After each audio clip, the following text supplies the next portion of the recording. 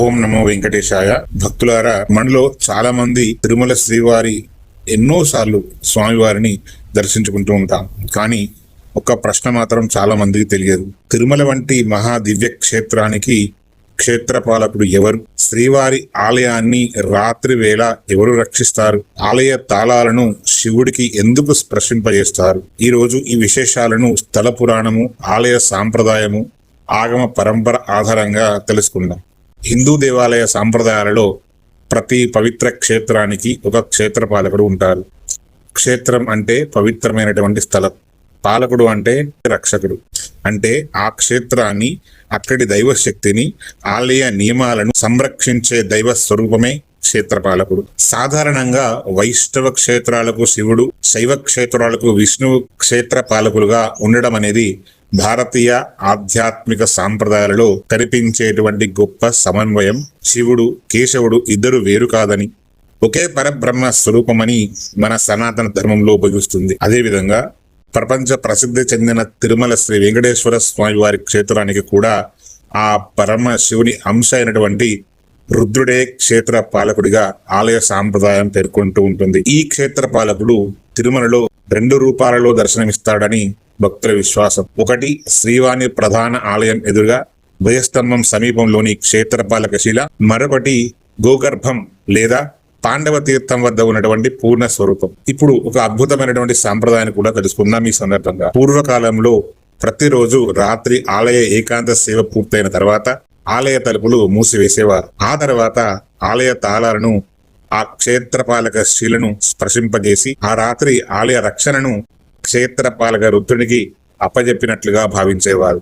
మరుసటి రోజు సుప్రభాత సేవకు ముందు మళ్ళీ అదే విధంగా క్షేత్రపాలకుని అనుమతి తీసుకొని సాంప్రదాయబద్ధంగా ఆలయ ద్వారాలు తెరిచేవారని తిరుమల ఆలయ పరంపర చెబుతూ ఉంటుంది. ఈ క్షేత్రానికి నిజమైన యజమాని భగవంతుడే అని వినయానికి ఇది ప్రతీక. ఈ సందర్భంగా ఒక ప్రసిద్ధ పురాణ గాథను కూడా భక్తులు చెబుతూ ఉంటారు. ఒకరోజు ఆలయం మూసిన తర్వాత ఒక అర్చకుని చిన్న కుమారుడు ఆలయంలోనే మిగిలిపోతాడని, నియమాన్ని అతిక్రమించి తలుపులు తెరవలేకపోతారని, అనంతరము క్షేత్రపాలకుడైనటువంటి రుద్రుని ఉగ్రత్వాన్ని చూశాడని, ఆ రుద్రత్వాన్ని ఉగ్రరూపంలో ఉన్నటువంటి రుద్రుని శాంతింపజేయడానికి ఆయన పూర్ణ స్వరూపాన్ని గోగర్భం వద్ద ప్రతిష్ఠించి ఆలయంలో అంశ స్వరూపంగా క్షేత్రపాలక శిలను మాత్రమే ఉంచారని స్థానికంగా ప్రచారంలో ఉన్నటువంటి కథనం. ఈ గాథకు చారిత్రక ఆధారాలు లేనప్పటికీ ఆలయ నియమాల పవిత్రతను తెలియజేసేటువంటి భక్తి సాంప్రదాయం మనకు కథగా భావించవచ్చు. ఇంకా ఒక విశేషం ఏమిటంటే, ప్రతి సంవత్సరము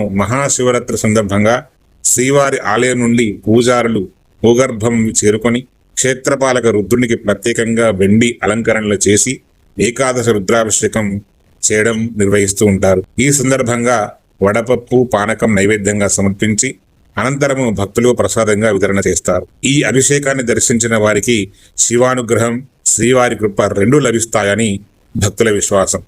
భక్తులారా, తిరుమల మనకు ఒక గొప్ప సందేశం ఇస్తుంది. శివుడు వేరు, కేశవుడు వేరు అని కాదు. శివాయ విష్ణు రూపాయ విష్ణవే శివరూపిణి అనే వేద వాక్యాన్ని తిరుమల ప్రతిరోజు మనకు గుర్తు చేస్తూ ఉంటుంది. శ్రీవారు ప్రధాన దైవం అయితే ఈ మహాక్షేత్రానికి రక్షించే బాధ్యతను శివుడు నిర్వహించడం అనేది సనాతన ధర్మంలో శైవ వైష్ణవ సమన్వయానికి అద్భుతమైనటువంటి ఉదాహరణ. అందుకే తిరుమలకు వెళ్లే ప్రతి భక్తుడు అక్కడి నియమాలను గౌరవించి క్షేత్ర పవిత్రను కాపాడాలి. భక్తితో, వినయంతో శ్రీవారిని దర్శించుకోవాలి. చివరిగా ముఖ్య గమనిక, ఈ వీడియోలో చెప్పినటువంటి ప్రతి అంశం కూడా తిరుమల స్థల పురాణం, ఆలయ సాంప్రదాయాలు మరియు భక్తులలో ప్రచారంగా ఉన్నటువంటి విశ్వాసాల ఆధారంగా వివరించబడ్డాయి. కొన్ని కథనాలు చారిత్రక ఆధారాలు లేనప్పటికీ అది శతాబ్దాల నుంచి భక్తి సాంప్రదాయ భాగంగా చెప్పబడుతూ ఉంటుంది. ఓం నమో వెంకటేశాయ. ఇలాంటి భక్తి సంబంధించినటువంటి విశేషాలు మరిన్ని మీకు నోటిఫికేషన్ రావాలంటే సబ్స్క్రైబ్ చేయని వాళ్ళు మన గోవింద సేవ ఛానల్ సబ్స్క్రైబ్ చేసుకోండి, గంట కొట్టండి, బెల్ ఐకాన్ ప్రెస్ చేయండి. మీకు ప్రతి వీడియో కూడా నోటిఫికేషన్ ద్వారా వస్తుంది. మీరు తద్వారా నా యొక్క వీడియోలు ఏవి కూడా మీకు మిస్ కాకుండా ఉంటుంది. అదేవిధంగా మన వీడియోల మీద మీ యొక్క అభిప్రాయం తెలియజేయండి కామెంట్ రూపంలో. జై శ్రీమన్నారాయణ, జై జై శ్రీమన్నారాయణ.